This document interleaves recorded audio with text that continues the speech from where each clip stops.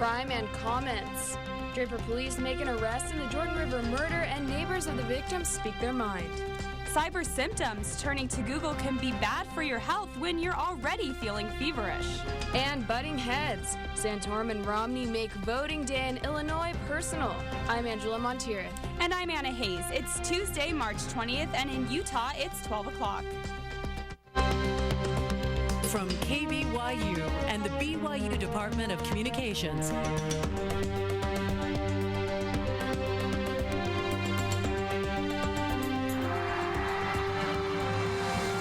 This is the award-winning 11 News at noon. Police arrested a suspect for the murder of 15-year-old Annie Kasperzak. A Salt Lake County jail report says 31-year-old Daniel Robert Lehigh Ferry killed Annie after she refused to have sex with him. 11 News reporter Corey Aldis is here, and he went to the Jordan River Parkway. And Corey, you know, this is just a really sad story. Yeah, it's a tragedy for sure. And the people I spoke with say they're upset about the murder, but they do feel as though the area is still a safe place for their families. Today, teddy bears, flowers, and other items mark the spot of a memorial left behind for Annie. With Ferry's arrest, people say the trail is still a safe place to be. Police set at least my mind at ease when they indicated that there was no concern with regard to a predator or stalker, and that walkers who enjoy the parkway shouldn't be concerned. Some people say they don't worry about the murder and that the trail is still a spot they like to go to walk and ride their bikes. Since then, we didn't worry about it too much.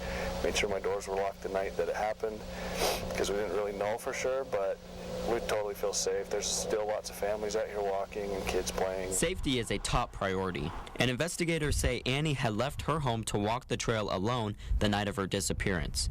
Some parents say it's important for kids to avoid being alone and to watch their surroundings. We're very careful and cautious about having them out by themselves, whether on this walkway or any other place. We live in a day and age where we have to be sadly more cautious than we would have in the past. Despite the tragedy, the trail still remains an area for people and families to come enjoy. Police are looking into how Ferry and Annie came in contact with one another. Now, Ferry already has an outstanding criminal record, and he's currently being charged with suspicion of first-degree murder. Very sad story, but I'm glad to see he was arrested. Thanks, Corey. North Salt Lake police have identified a body found near the train tracks on Sunday as 27-year-old Brandon Taylor. Officials say they found the body without clothes and covered in mud in a semi-secure gated section near 1800 North and Beck Street. Investigators say the body didn't have any signs of trauma, and they're still investigating the case. Police are searching for 2 robbery suspects who took off with an entire cash register.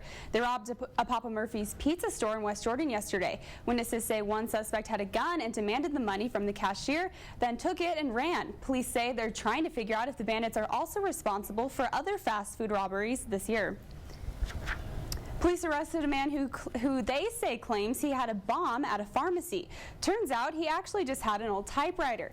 St. George police arrested Clayton Brady Brinkerhoff after getting calls about a suspicious man at a Kmart store. Authorities say he opened a briefcase and revealed the old typewriter when they approached him.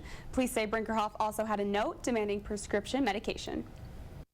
The U.S. Public Interest Research Group gives Utah a B+ when it comes to transparency in government spending. The report explains the grade is based on information available on the state website. Researchers say Utah has improved over the past few years, but still has room for improvement. 1+, the state saved money on bottled water last year. Could be fewer lawyers in our nation's future. The number of people taking the law school admissions test, or LSAT, continues to drop, with a 16% decrease last year. Experts predict that these numbers could put the legal market in bad shape, but they say getting a law degree does not always guarantee landing a job. A brave Utah woman of more than 100 years old went soaring through the skies. Guinness World Records have recognized 101-year-old Mary Hardison as the oldest woman to paraglide tandem.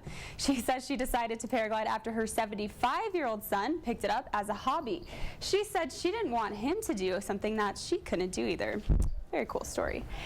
Many people are using the internet to try to figure out what's making them sick, but is that necessarily safe? A report in USA Today says people are searching for their symptoms on Google, which often sends them to health message boards. The information on these boards comes from anonymous sources and may not always be accurate. Doctors say it's important to avoid self-diagnosis and using unreliable websites for medical information. Sounds like good advice. Good advice indeed. Still to come on 11 News at noon. Republican remarks. See what the candidates are saying about each other just in time for the Illinois primary. And walking on water, a Pennsylvania tradition, has people trying the impossible. We'll show you what they're doing when we come back.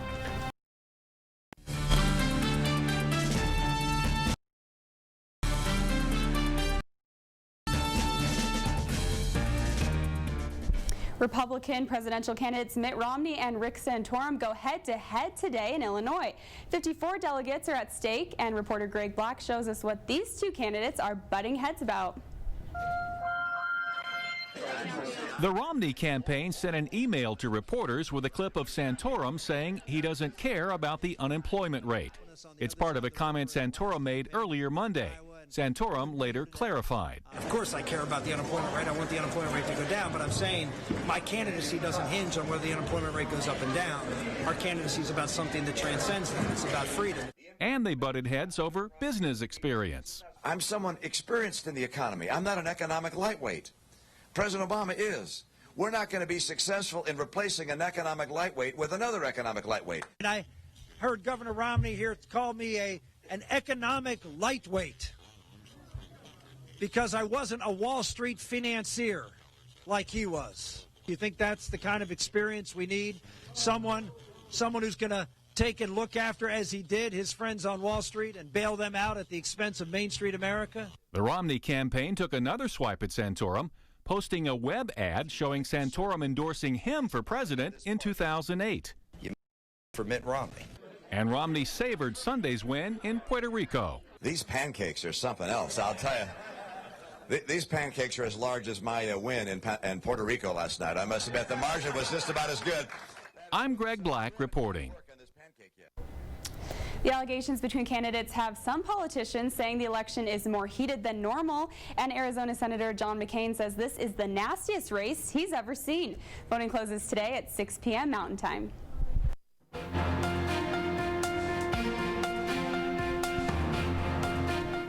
The U.S. Coast Guard people from a rip current on a California beach. Thieves in Vermont stole syrup from a sugar factory, and Pennsylvania skiers finished their season with a friendly competition. Here's your look at news from around the nation. Two preteen boys got stuck in a wicked rip current in Sonoma County, California. A 12-year-old swam back to shore, but an 11-year-old couldn't make it. The younger boy's father and a stranger tried to help, but got caught in the current for an hour. The U.S. Coast Guard saved all three. Officials say they were suffering from hypothermia and are now recovering in the hospital. A sugar factory in Vermont is going back to old-fashioned padlocks after thieves slipped through their motion detectors. Police say the robbers struck the factory during the night and got away with 160 gallons of syrup. The factory is out $7,000 and is doing everything they can to lock up their liquid gold.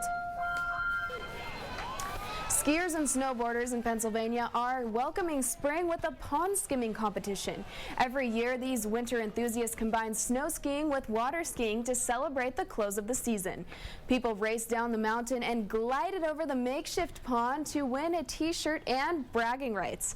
But the price for not making it across? A plunge into some very icy water. Looks really cold. And that's your look at news from across the nation. Anna? Way too cold for me. Thanks, Angela.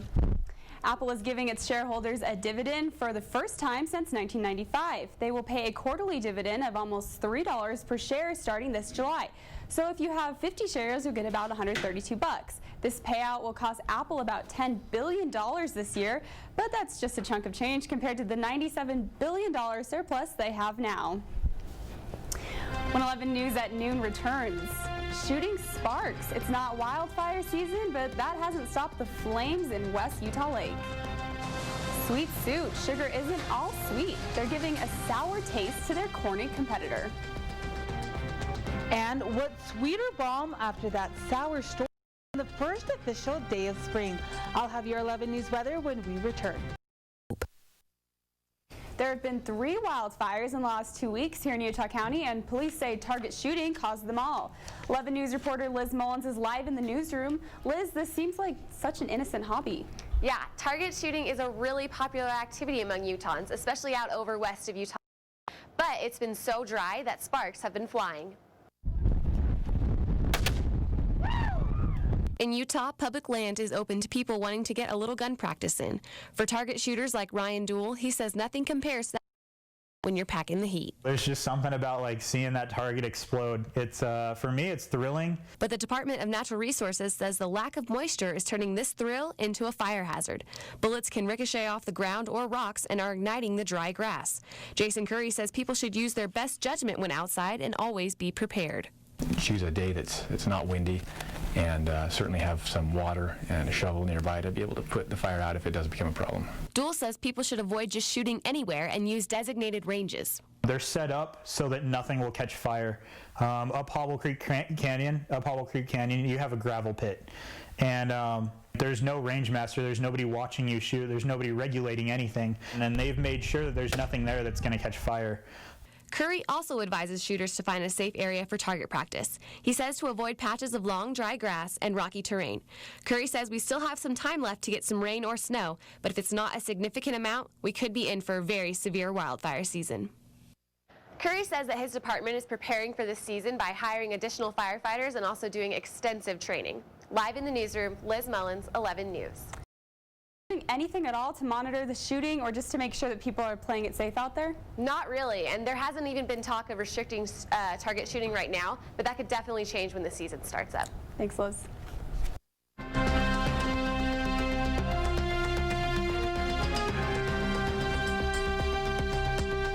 Kika, spring has sprung. Are we going to get some nice weather now? Yes, warm weather is to come. Great. Hang on to that. Taking a look outside right now, we have this beautiful morning shot. We see those sun rays coming in and just a little bit of clouds up by the mountains. There's also that dusting of snow there. It looks wonderful.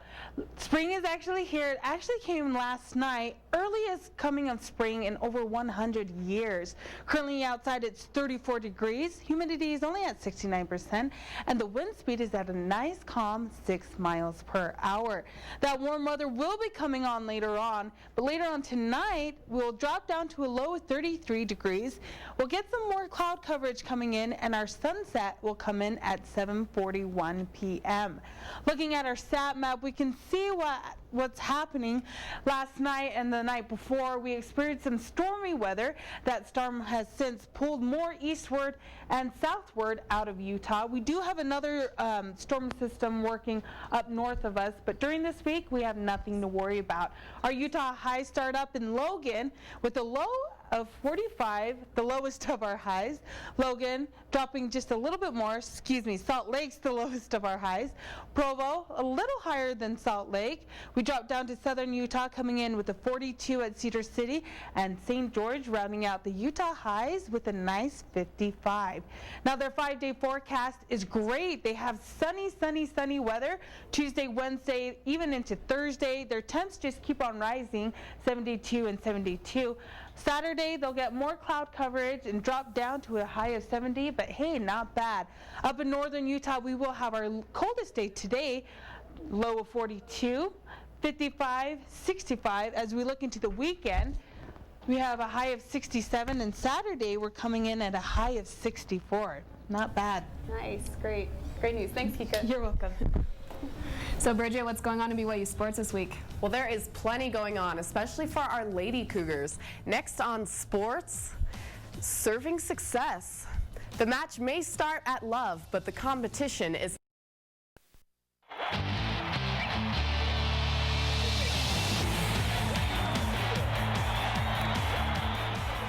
The Wimbledon Championships and the U.S. Open might still be a few months away, but hungry tennis fans don't have to starve.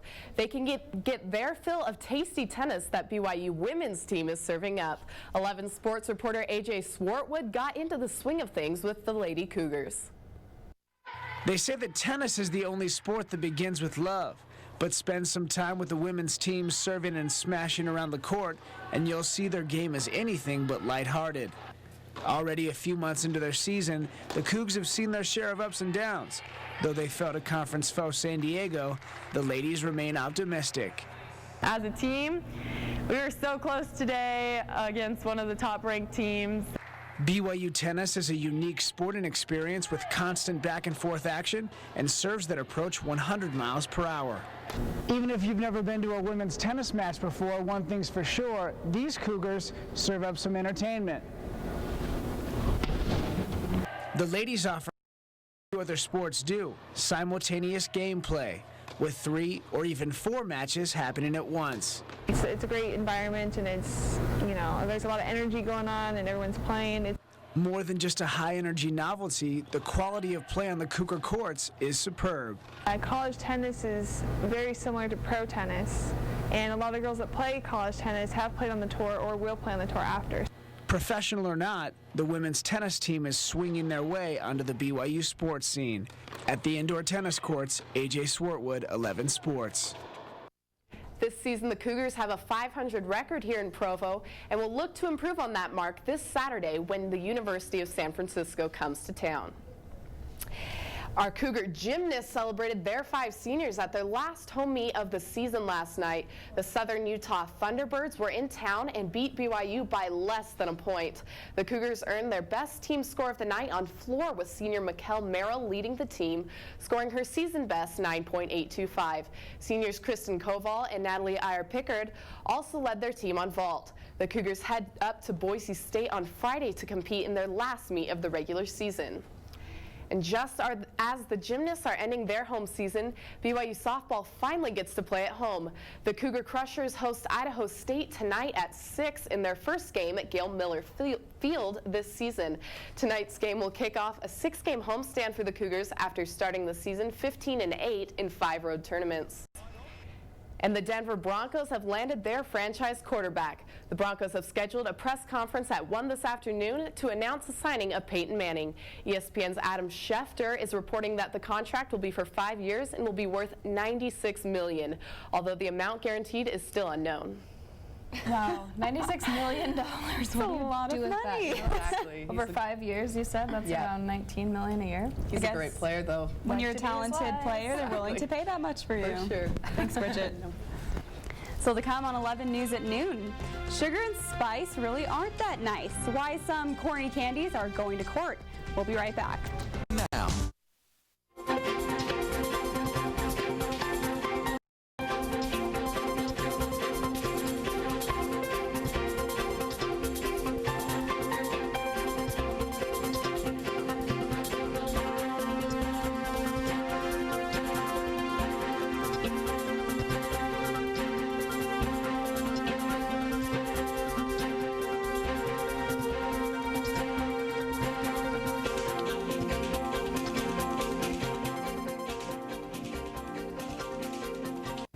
Sugar is seeking sweet revenge against its competition in a Los Angeles court case tomorrow.